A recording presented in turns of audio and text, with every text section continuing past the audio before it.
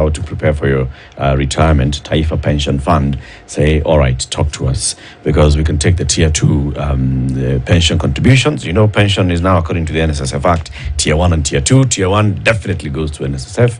Tier 2, you can choose to take it to NSSF or to a pension fund scheme of your choice. Taifa Pension Fund says, Tier 2, bring it. We are regulated by the Retirement Benefits Authority. Our guest, Robert Kivara, Group CEO of HF Group, is still here with us. And so let's start from the very beginning, right? Somebody is young, straight out of college, straight out of school. They've started making some money, whether they're employed or they're running a small hustle and a small business. And at this point, there's so much life ahead of them. What is it that they should think of that's important? If you were to actually sit down with such young men and women and you had them in a room, what would you tell them? So at that early age, it's important to build what I can say by financial behaviors and also financial momentum in a very small way, because at that time you don't have a lot of money.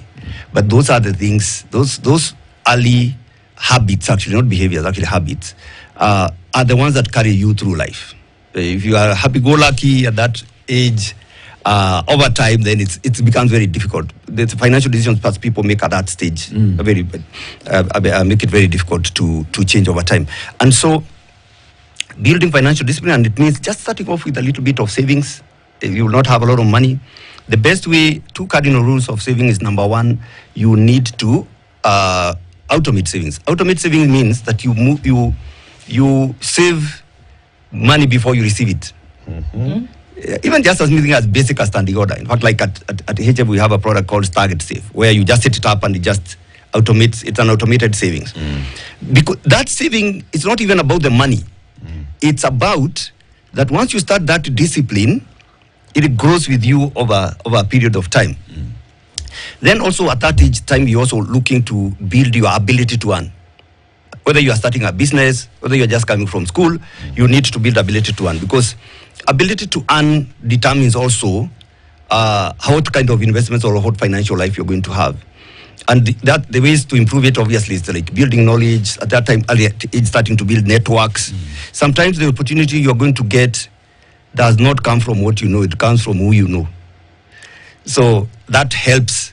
That building that networks helps. Getting early mentors, for instance, myself, I have had really good mentors over time. Getting mentors at that early age. But also, I think there is a lot of pressure with young people. You know, so-and-so has bought a Subaru, so I need to have one. And just understanding the difference between appreciating assets and liabilities. Yeah. You know which is which. Know which is which. An appreciating asset puts money into your pocket. Yeah. Even if it's just savings, that interest. A liability is something that takes money out of your pocket. One of those is a car. I'm not saying we don't buy cars. I'm just saying from day one, it's bleeding you. So I think at that early age, it's just to build momentum. And that as you go older now in your late 20s and 30s and 40s, that is actually the prime earning age. But the challenge with that is really when now your the costs come in. Children have come, parents are aging, you need to get a place for your family, the family expanding, you need a couple more space for a couple additional people. So the pressure is actually there. But what you have built up really sustains you. And that's where you now start doing a little bit more sophisticated investments. Like, for instance, you can try out with the stocks or even in real estate and just start building a portfolio of investments. There are also quite products in banking that have got very good returns. We have, for instance, a product called Fanaka, account that has interest rates of up to 16%. Fanaka savings account. That can give return. Now, the younger you start doing, the earlier you start doing things, you make use of one of the most powerful investment tools, and that is time. People underestimate the power of compound growth of investments. That if you start at 20 and invest 1,000 shillings a month, by the time you are 50, because of that compounded effect, it is actually a lot of money. Yeah. But most people start now realizing things when they are out a little bit older, where their runway is, where there is no runway left, you know. But for me, I'm just lucky that I got to know a lot of things around investments very early in life. And so when I started off in career, I started investing then. Immediately. I started investing from the word go. And so like properties we used to buy for 35,000 are worth millions now. 30 years ago, are worth millions today. So my point is, and then also there is always, you always have to think about peer pressure. For me, I run my own race. I run my own race. I congratulate my friends when they have got this and that. Yes. But I don't get into any pressure at all. How do you do that? Because I think that is probably, you know how you talk about the one most valuable element that you have in this is time. Yeah. But then I also look at that and I think about the one thing that could cause the detriment of many Yes. is this It's peer pressure. that you talk about. Yeah. So how do you say, okay, well, my house, my whomever, my friend has just built a fancy house Yes. in up country or whatever. Yeah. And I feel the same pressure to do the same thing because, you know, when my people come to visit, you know what? How do you disassociate yourself from that to then be able to run your own race? It's actually not easy. But if there's one battle that can be won by either the young or even middle age, as people get older, that thing is not there. I think it's that you just know that you are actually always on your own. That you are running your own race, that the set of circumstances you have in your life are very different from the set of circumstances somebody else has. There are people who are taking care of their parents, for instance. There are people people have different circumstances in their life. When I see somebody doing something great, I am actually very happy for them. But for me, genuinely happy for them. And I will support them. If they come to the bank and they need assistance, I'll support them to do that. But for me, I run my race, whether in career, in life. So I get a lot of pressure. For instance, these days that I need to change my car, and I will not. It moves. It's good. It works. Robert, I will do it when I want, when I feel that's the time. Yeah. So I think that's what I can say. But there are lots of ways of building wealth. But the most important one is just, first of all, starting, building momentum, and at any one stage, as you get older, for instance, now, then you start now cutting back on risk. As I said earlier, you start cutting back on risk. Take more risks when you're Take younger. more risk when you are younger. And there are also tools, for instance, in insurance that people ignore that make a very big difference. Yeah, investing, for instance, in insurance products that become help you later. Let me give you examples of two. Number one, if you are, for instance, approaching 50, you can start taking a medical insurance for after you have retired. Really? Yes. Yeah, you can take a medical insurance that will kick in after you have retired. If you need to have a conversation about that, we have our business HFBI insurance agency and HFBI insurance intermediary. No, I want to talk to the boss. And we can have a conversation about that. You can take insurance so that because your biggest bill when you are older is medical. So that product does help. Or even earlier on, you're starting career. Products like full school fee solutions or even just pure savings through insurance solutions, we can offer that as well. But those also do help. There is a role for insurance as well that Kenyans don't really appreciate. Yeah, there's a lot. Especially when it comes to insurance, there's a lot of lack of information. Yes, right. There's a lot of and people just don't really see what these products are all about. Especially when you start talking about long term. Yes. Oh, you put in money now, and then this is a 10-year plan, and you're thinking 10-year what? Oh, and this one, it has a life component in it. So in the event of death, and you're thinking, boss, I'm not gonna die. I've just started life. Death, Yeah. And I think there's need for more and more awareness on this. The other thing I want to ask, Robert, is even the last time you were here, I asked you throughout the many years, one is bound to come across very many people who are all advisors. Yes. And all financial advisors. Yeah. You have a bank account in a certain bank, and there are people who are advising you. Yeah. You have maybe another bank account somewhere, there's somebody else there who's advising. There's an insurance person who's coming and giving you advice. There are other people who offer financial advice. There's a lot of content now online, for example. People who are offering financial advice on this and the other and talking about it, their own journey, and there's this new product that they came across. How would one tell which one to go for? Yeah, that's a tricky one. And of course, even the people who sell land and the scammers come as advisors. All same. At the end, and lose money. I think track record. Track record makes a very big difference. I'll just give you an example. Us, I always like to talk about us because I know us more than any other place. We've been here since 1965. As HF. We've helped thousands of people acquire homes. We are now helping many people in their businesses, in their personal life, diaspora institutions, and we'll be here for the next 100. And so we have built that reputation that it's not just about business. We also truly actually care for the needs of people. But to answer the question also is look at the motive as well. Just answer, this person who is advising you, what's their motive? Yeah, what do they want? What's their motive? Yeah. And if somebody advises you about something that doesn't even necessarily benefit them.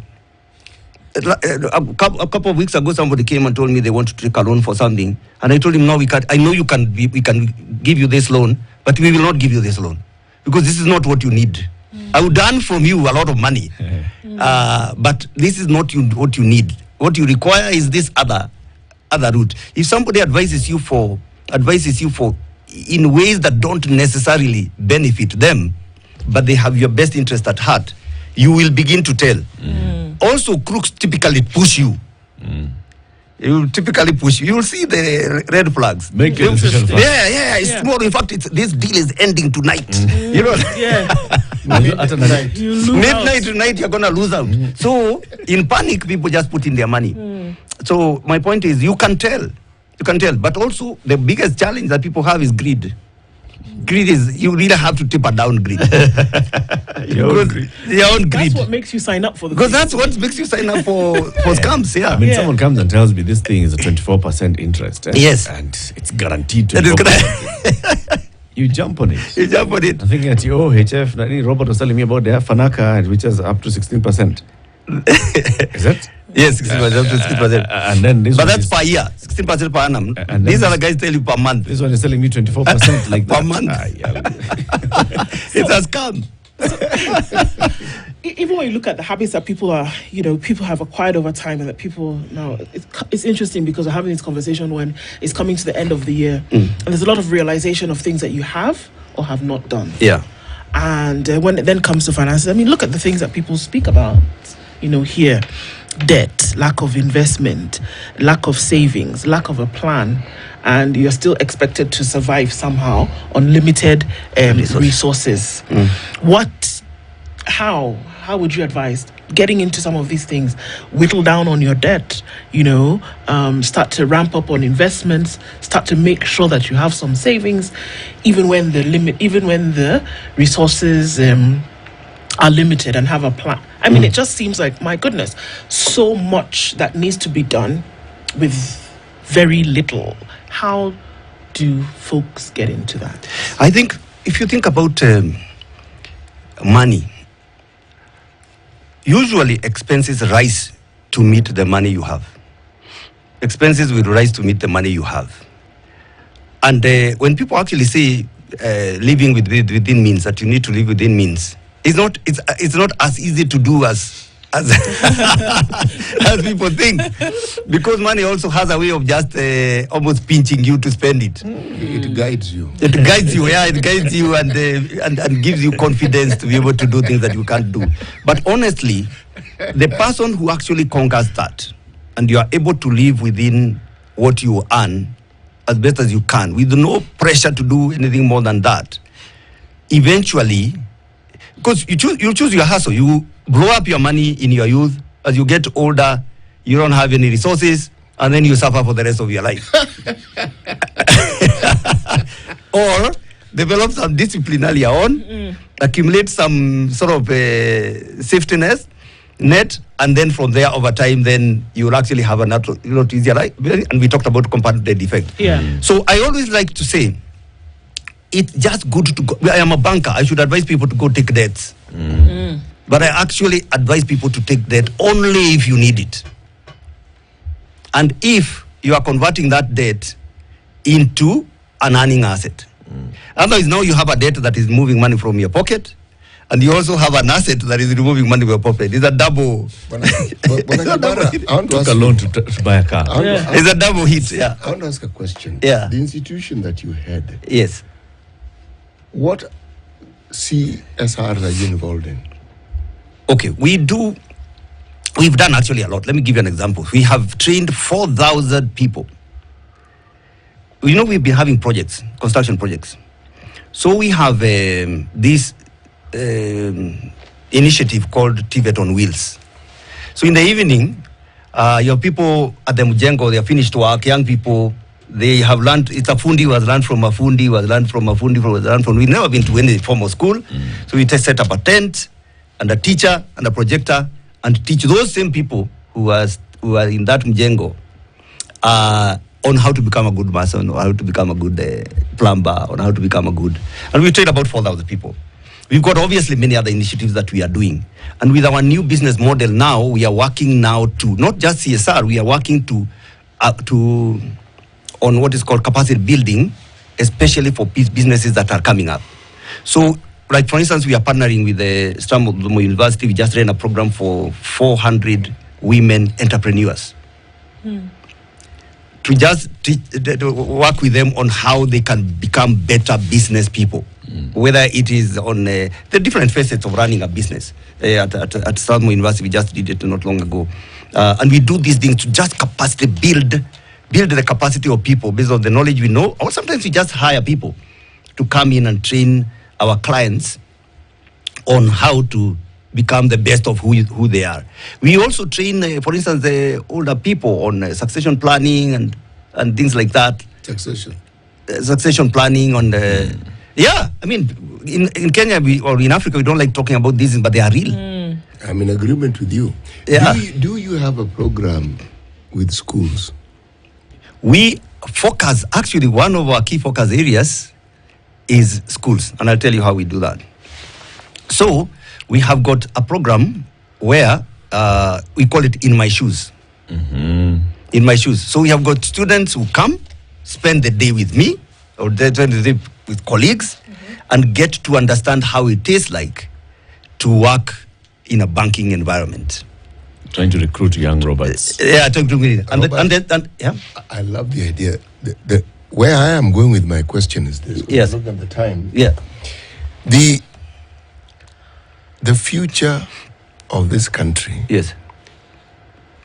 depends very much on how it is. We have a generation of people who actually understand how to manage money, Yeah.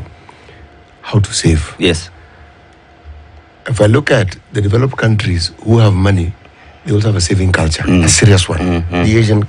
Yeah. Now, the best time to get people to understand it is even before they That's actually actually a very earn. good point, yeah. So that the moment money comes to them, even if they are not formally employed, they understand that some must be kept aside. Yes. If this culture is inculcated at a very early age, you'll have an entire generation of people who understand the benefits and the need to save. That's true. Comes in a second nature. You don't even think twice. It's our nature is to spend.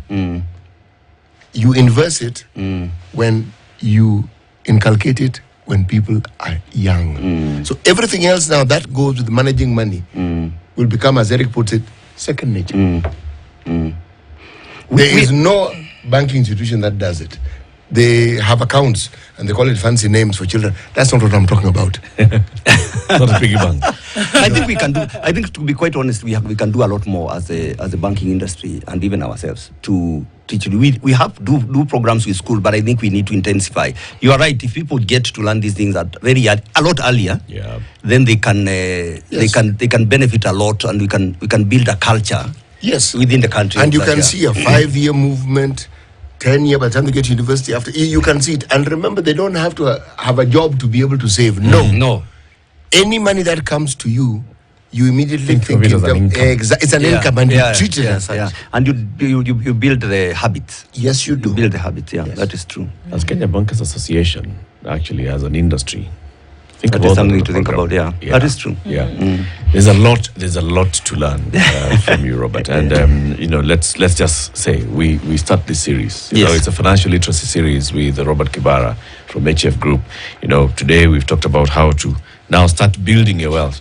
We have to talk about how to grow it. All right? How to grow it, because we didn't touch how to grow it. How to grow it, We yeah. just How to started grow on it. how do you actually now start that habit of getting into the Moving the discipline weeds and- of yeah. putting Yeah. it in there. Yeah. So how do we even notice that it's there? How do we nurture it? We How can do talk about grow that. it? We talk about that next time you come. Yeah. Right? Yeah. Thank you. Asante sana. All right. This is Kenya's biggest conversation. It's the Situation Room. We've had Robert Kibara, who's the group CEO, HF Group. And HF Group, we know they have very many things that they're doing. Okay, they have been in the mortgage industry for many years. They are now also going into bank assurance, you told us the last time. You have other products that you have launched, and you're launching many things. And the rights issue. And we didn't talk about the rights issue, actually. The other day, you closed your books for the rights issue. Now all the shareholders have an opportunity to participate in the rights issue. What's that about? What do you want the money for? HF Group is a very fast-growing company. We have diversified into a full-service bank on the banking side, and on the property side, we have got exciting solutions for our clients. All our three businesses are on their third year of growth, massive growth in profitability. Our shareholders have come together and said, if we invested in this business, we can accelerate growth. And so we have started this rights issue. It's starting next week, 13th. And you have a chance to own a part of this fast-growing, exciting business. So it is available for our shareholders. The price is at 4 shillings a share. We are inviting all our shareholders to participate. All our major shareholders have confirmed that they are going to be participating in the rights issue. For those who don't have shares with us, they will also have a chance to buy rights to participate in the shares, and you can talk to your stockbroker about how you can participate. It's an exciting time for me. From where I see it, this company is going to become a very big company. Very good. It ought to be. Thank you very much, Robert. See you next time. Thank you. It's 8 a.m. Time for the news.